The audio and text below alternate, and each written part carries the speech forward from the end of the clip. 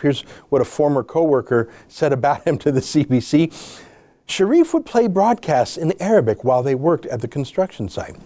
When Sharif started talking to him about his hatred of Shiite Muslims and support for well-known ISIS leaders, the co-worker decided he needed to do something. He said he reported Sharif to Edmonton police who passed him on to the RCMP.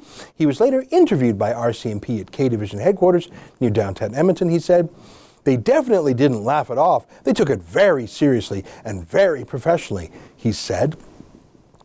Really, they took it very seriously and very professionally, which is why Sharif was granted refugee status and was allowed to roam at will. If that's taking it very seriously, I'd hate to see the cases they don't take seriously. But really, why take anything seriously? That's just giving in to the terrorists.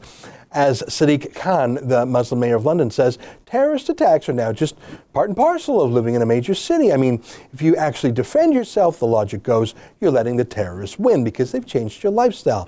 And our own immigration minister, himself a Somali refugee, took Sadiq Khan's advice to heart.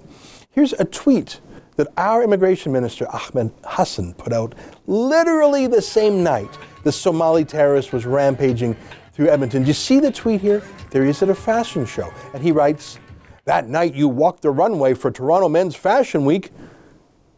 Really? So our Somali-Canadian immigration minister is playing supermodel at a fashion show in Toronto. He's partying like a Trudeau, while a Somali terrorist does his thing in Edmonton. But that's the way to do it, right? I mean, shut up about it. Don't say any bad things, only an Islamophobe would. Here's CTV passing on the same advice.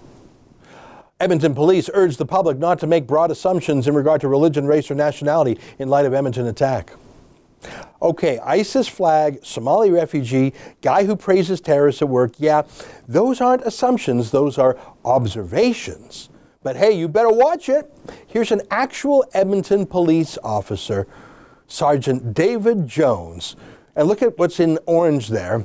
Reporting and blocking racist comments. He's announcing what he's doing. That's your focus, eh? You're a cop in Edmonton. 5 people wounded, including a fellow officer. And this Edmonton cop thinks the problem is Edmontonians upset on Twitter, and he's going to report them. Report them for what? Islamophobia? For being scared of Islam? Yeah, that's the thing about terror. It can be terrifying. Hey, if you like that, sign up for my show every day. Click on the screen to subscribe.